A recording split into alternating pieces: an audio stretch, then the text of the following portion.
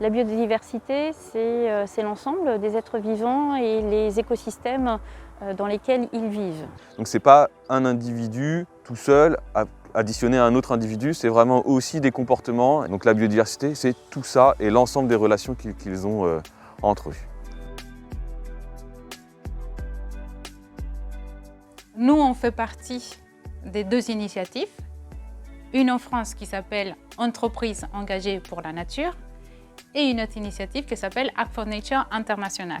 Pour répondre à ces deux initiatives-là, nous, on a créé notre politique groupe qui s'appelle ADN, donc Action durable pour la nature, qui répond à les deux initiatives que nous avons souscrites.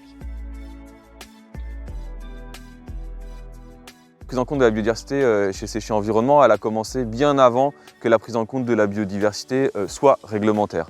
Pour l'environnement, on a 3 objectifs qui sont éviter, réduire, compenser.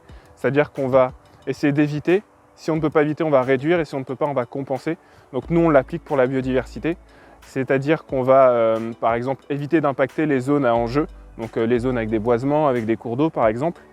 Ensuite, on va essayer de réduire notre impact si jamais on ne peut pas l'éviter en limitant les nuisances, en empêchant la faune d'aller dans les zones, par exemple, de travaux.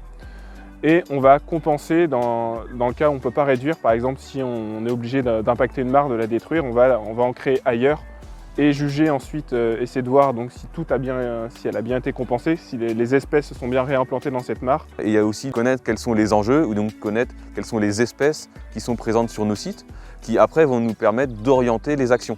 Parce que forcément, on ne va pas préserver le chevreuil ou le lièvre de la même manière que l'on va préserver les amphibiens de nos mares ou que l'on va pouvoir travailler pour la préservation de l'alouette des champs. Cette sensibilisation passe par des randonnées qui peuvent être proposées à des salariés du groupe comme à du grand public. Des ateliers sur le domaine de la biodiversité. Alors comment créer un nichoir, un hôtel à insectes. Donc là, on a quand même presque plus de 20 ans d'histoire sur cette démarche-là.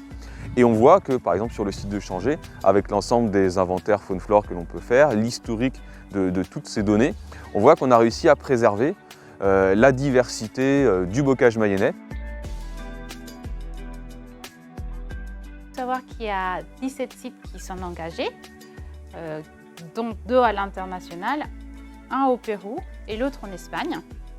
Et il faut savoir également qu'il y a des sites qui souhaitent intégrer la démarche, comme par exemple des sites en Afrique du Sud et au Chili. Donc on a tout type de sites engagés, du site de stockage avec des grandes surfaces foncières vertes, à l'incinérateur qui est assez fortement anthropisé, où là on va avoir des actions donc, de gestion de leurs espaces verts, mais également donc, de sensibilisation. En fait, la protection de la biodiversité, c'est une affaire de tous. J'invite vraiment les gens à regarder la nature autour d'eux, la regarder, la trouver belle, s'émerveiller. Et je pense que là, naturellement, les gens ils vont comprendre pourquoi c'est important de préserver la biodiversité, parce que c'est simplement l'endroit où on vit. Et on a tous envie de vivre dans quelque chose de beau, en bonne santé et qui nous émerveille et nous surprend tous les jours.